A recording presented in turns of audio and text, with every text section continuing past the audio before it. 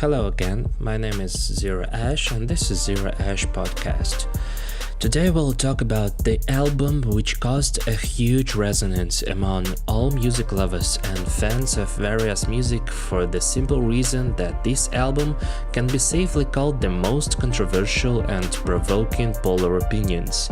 In other words, if to speak briefly, then you will either like the album in and out or you will spit on it for a very long time. As for me, I cannot say that I am pleased with the transformations in this group that were represented in this album. Personally, I think that this release is the weakest in the group's discography. And not because it is much lighter in sound and not because it is as much radio-friendly as possible, all because of some other reasons which I will try to describe below. This time, this is Bring Me the Horizon, more than famous British metal band which soon began to play alt rock, alternative rock, and in this album began to play alternative pop along with it. Speaking frankly, I always considered BMTH an example of a correct heaviness decrease, which does not appear instantly and from nowhere, and on the contrary, this heaviness decrease was done competently,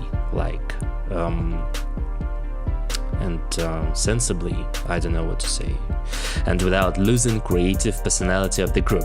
This is more important.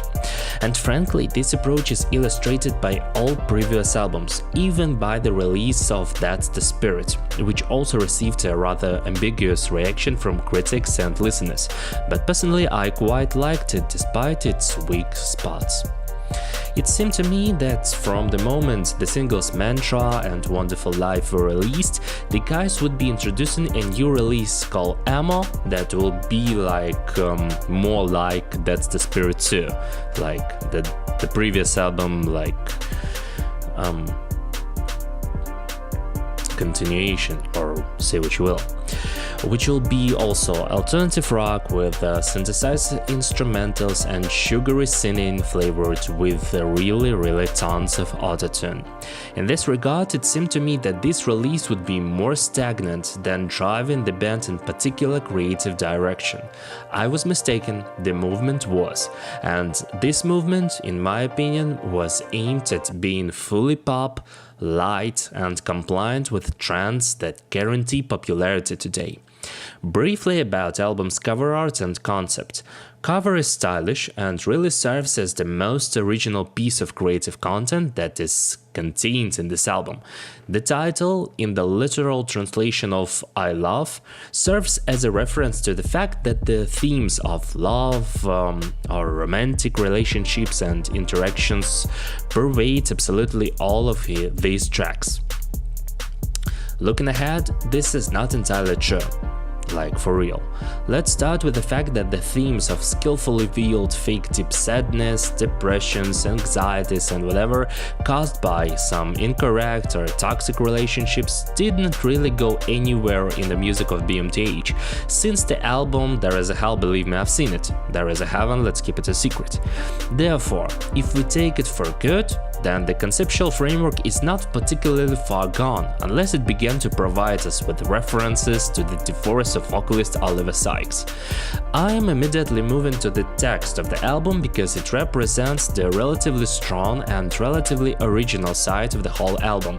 In fact, the emphasis on additionally facilitated emotionality and melancholy is really more present here than in previous releases because in them, these motives were combined with either aggressive or with the text full of despair and hopelessness, which in general worked more than successfully. That is why I personally remember the text of the old tracks like It Never Ends, Blessed with a Curse, Sleepwalking, Avalanche and others for the simple reason that they really resonated with my personal feelings and emotions. I am sure that the other listeners had a similar feeling regarding the texts.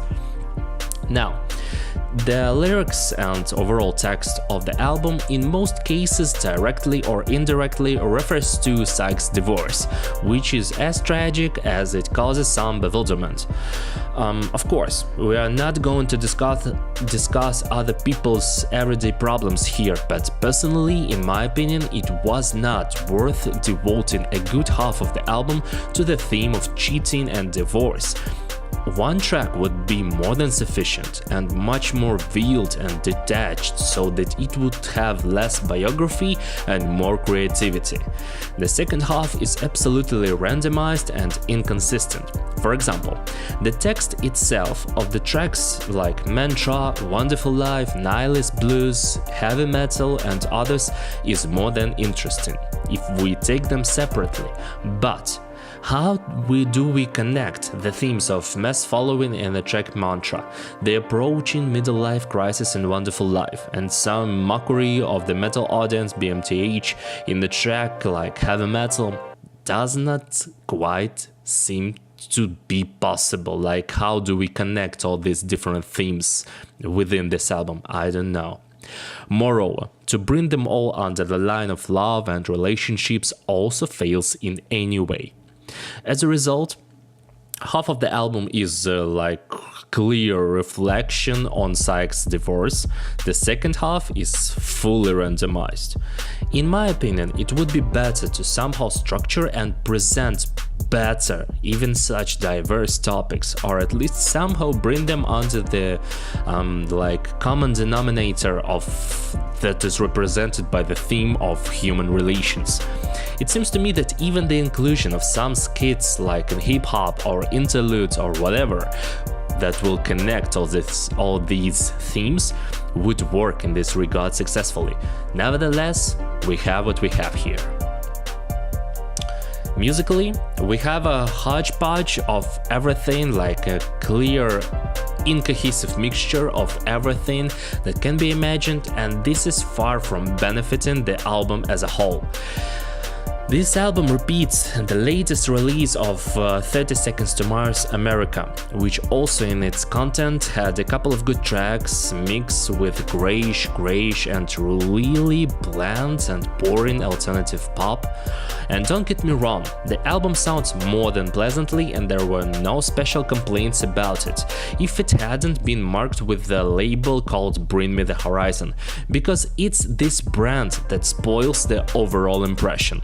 So essentially, from track to track we have jumps from synth tracks that border between stereotypical EDM of the early 2000s and common sense.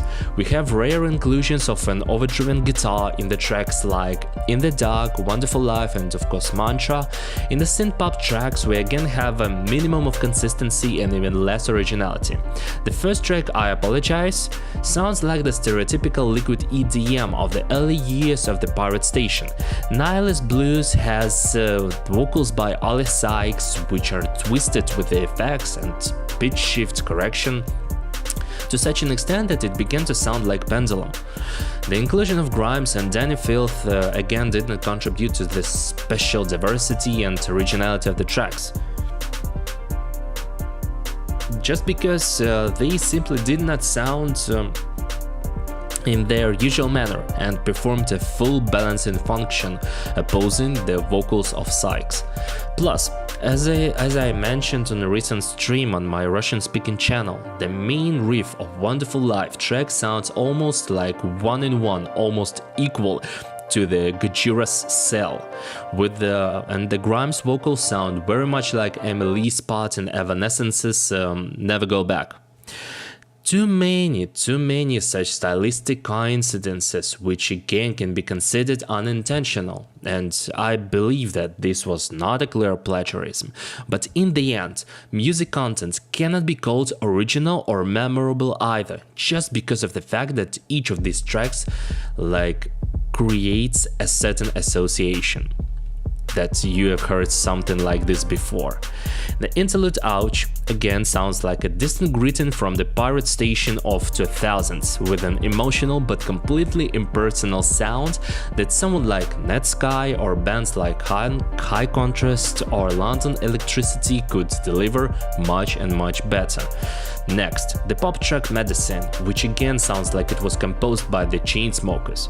And the apogee of the whole trend-focused sound in the album is the track Why You Gotta Kick Me When I'm Down, because of the triplet vocal lines. Seriously, I could not in any way assume that one day the BMTH would sing triplets with autotune on a trap beat. Further, Mother Tongue equals to any track of late Coldplay. Heavy metal is clearly similar to Linkin Park after the Meteora, and like my subscriber said, heavy metal is simple to the track Jumpsuit by 21 Pilots. And so you can, if you wish, guess and point out some borrowings and like inspirations, to say the least, in the music of BMTH. I lacked one thing in this regard. I lacked at least one track where BMTH itself would sound even at the level of the album That's the Spirit. After all, nothing close to tracks like Throne or even Drown was provided to us. As a result, one can like cut through each other's throats about who likes and who does not like the new BMTH album, but personally I can safely say one thing: the album offers really great listening experience. It will take all the rotations on the radio and massive incomes from many listeners on both concerts and like on streaming platforms and whatever, but personally I would like to hear at least one track of BMTH that made them popular in each of the previous albums. And I'm not talking about heaviness, I'm talking about authenticity, because you can listen to trap from more skillful artists, you can hear pop from better vocalists and songwriters, and EDM can be heard from much more solid and experienced producers. I doubt that these guys coped with adequately delivering the above-mentioned genres at the proper modern level, exchanging their original creative personality for this at the same time. Let's see what will happen next, but for me personally, Amo is the weakest work of the group so far. That's why I'd rate it 2 out of 5. So, that's it for now. Thanks for listening. If you like this podcast, please give it a like, and if you're here for the first time, please consider subscribing. Leave a comment about whether you listened to this album or not, whether you liked it or not, and about what should I review next in my future podcast. So, that's it for now. Thanks for listening once again. This was Zero Ash Podcast, and you'll hear me next time. Goodbye.